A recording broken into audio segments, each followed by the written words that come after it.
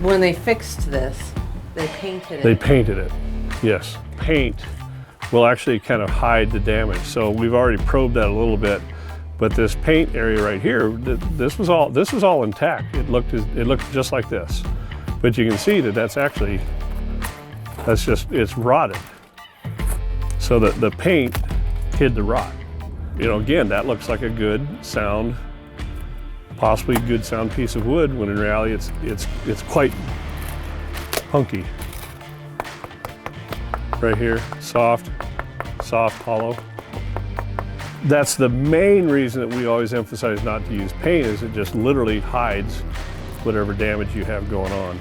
It's just gonna keep going. One of the challenges of log home replacement and repair and maintenance is finding the proper products to use. So that's the biggest part.